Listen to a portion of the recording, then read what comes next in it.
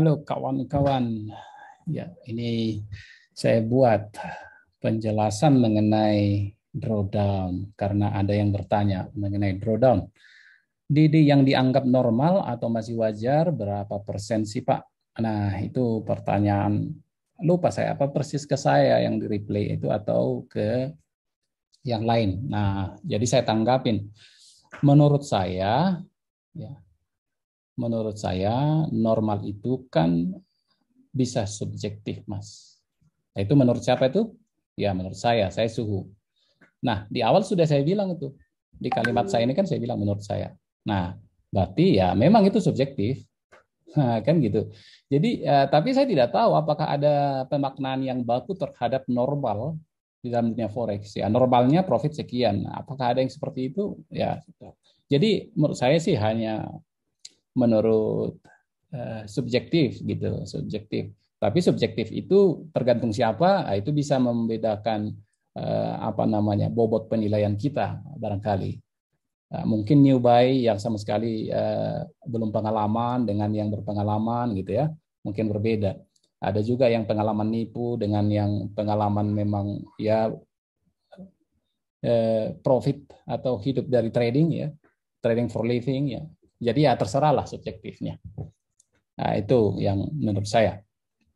Nah, tapi menurut saya lagi yang lain ini ya, kalau ini ada berdasarkan hitungannya ya, DD 90% itu sebenarnya bisa dibilang kecil jika profit per bulan bisa lebih besar dari 90%.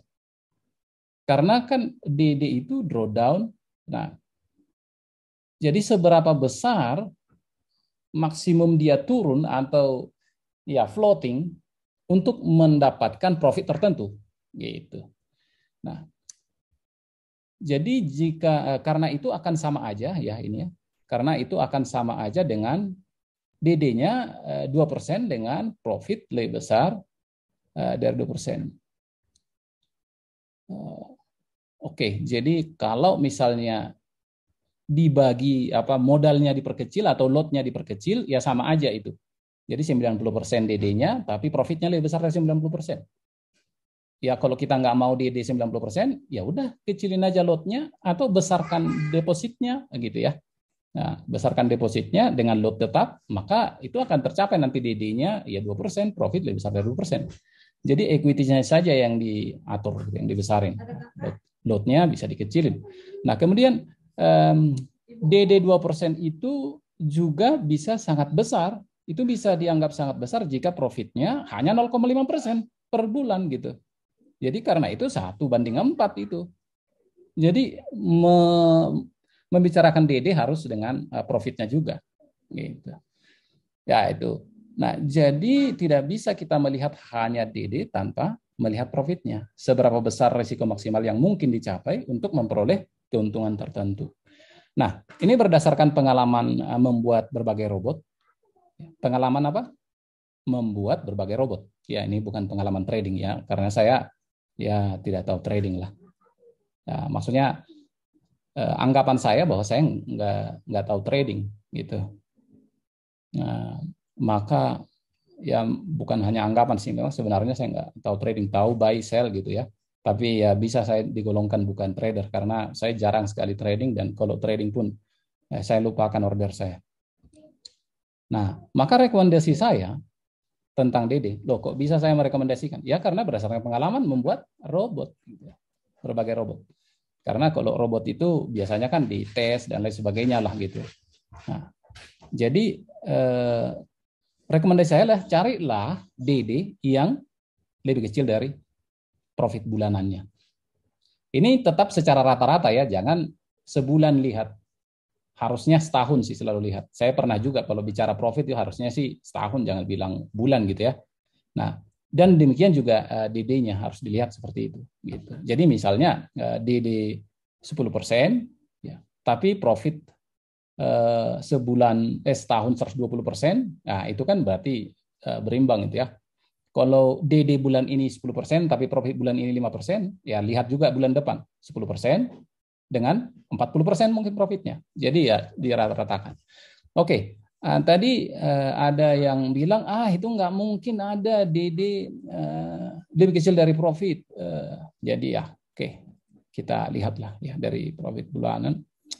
Saya coba tunjukkan di sini. Ya, saya sudah sembunyikan brokernya, tapi tentu saja nggak bisa WD di demo ya. Ya, segini aja lah. Gitu. Lalu apa saya lakukan? Saya klik kanan, lalu save as delay report. Lalu kita lihat ke sini. Lalu lihat aja ke summary-nya. Ya, tadi balance-nya ya. Nih. Lalu kita lihat ke maksimum drawdown. Ya. Kemudian ya seginilah dia drawdown-nya. Sekali lagi ya jangan dipikir saya ini ahli trading, saya nggak ngerti trading ya, saya cuma menunjukin bahwa ya itu bisa gitu. Ya ini juga bukan akun saya lah. Mana tadi ya?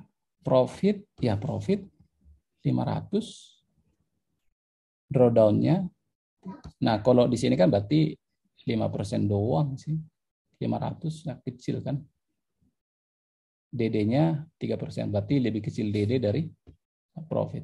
Jadi artinya memang saya bilang itu karena juga ada dasar saya menurut pengalaman membuat robot itu.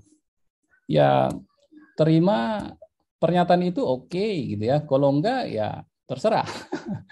Ya namanya juga pendapat. Tapi pendapat itu bisa dipertanggungjawabkan. Begitu kawan-kawan, semoga menghibur.